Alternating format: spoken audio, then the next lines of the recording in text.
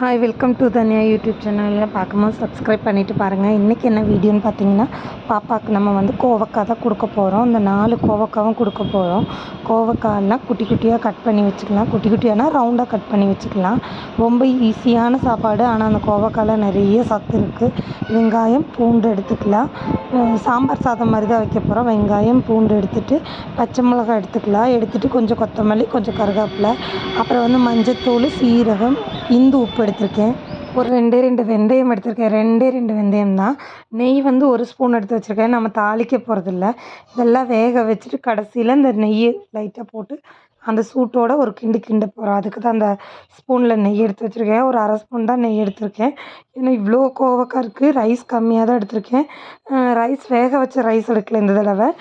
அரிசி ஊற வச்சுருப்போம் இல்லையா, அந்த மாதிரி ஊற வச்ச ரைஸும் பின்ன வந்து பருப்பு ஊற வச்சுருக்கேன். 2ம் காலையிலே ஊற வச்சுட்டேன். ஒரு 11, 12 மணிக்கு சமைக்கிறதுக்கு ஒரு 10 மணிக்கு ஊற வச்சுட்டேன். அது நல்லா ஊறி கிடச்சிருச்சு. அதை தனியாக எடுத்து வச்சுட்டு வாட்டர் தான் ஊற்றி நம்ம இன்றைக்கி சமைக்க போகிறோம். தண்ணி கொஞ்சம் எடுத்துக்கலாம்.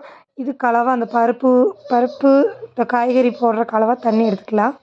நான் தண்ணி கொதித்ததும் பருப்பு அரிசியும் போட்டுட்டேன்.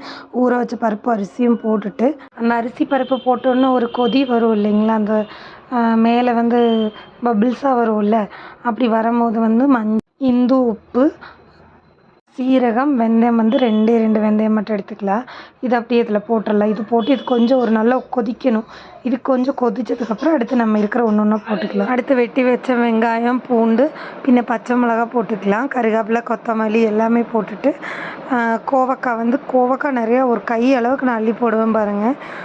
4 கோவக்காய் அந்தளவுக்கு இருந்துச்சு. கோவக்காய் தான் பாப்பாவுக்கு ஒரு 3rd டைம் கொடுக்குறேன்னு நினைக்கிறேன். கோவக்காய் அதுக்கு ஃபுல்லாகவே போட்டுட்டு ரைஸும் போட்டுட்டேன். இது எல்லாமே போட்டு மிக்ஸ் பண்ணிவிட்டேன். உப்பு வந்து பத்தலையான்னு நீங்கள் கொஞ்சம் டேஸ்ட் பண்ணி பார்த்துட்டு உப்பு போட்டுக்கோங்க. கோவக்காய் வந்து நார்மலாக இப்போல்லாம் சுகர் வந்து சின்ன குழந்தைங்களுக்கே சுகர் வருது. ஆரம்பத்துலேருந்தே நம்ம குழந்தைக்கு இதெல்லாம் கொடுத்துட்ருக்கும் போது சுகர் வந்து கண்ட்ரோலாக இருக்கும். ஏன்னா யாருக்கு சுகர் வரும், எப்படி வருது எதுவுமே யாருக்கும் தெரியறதில்ல.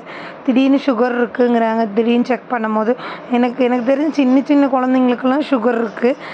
20 வயசு அப்படிங்கிறது கூட பரவாயில்லங்களாம். 8 வயசு குழந்தைங்களாம் சுகர் இருக்குது. அதனால் நீங்கள் இப்போ இருந்தே இதை கொடுக்குறது ரொம்ப நல்லது. நான் ஒரு 8 விசில் விட்டுக்கிட்டேன். 8 விசில் விட்டோன்னே இப்படி தான் சாப்பாடு கிடச்சிச்சு. அதை நல்லா கடைஞ்சி பாப்பாவுக்கு எடுத்து கொடுத்துட்டே பாப்பா விரும்பி சாப்பிட்டுக்கிட்டா. இந்த வீடியோ உங்களுக்கு பிடிக்கும்னு நினைக்கிறேன். இதோட பெனிஃபிட்ஸ் வந்து நான் உங்களுக்கு நாளைக்கு வீடியோவில் நான் கண்டிப்பாக போடுறேன். வீடியோ சப்ஸ்கிரைப் பண்ணிவிட்டு பாருங்கள்.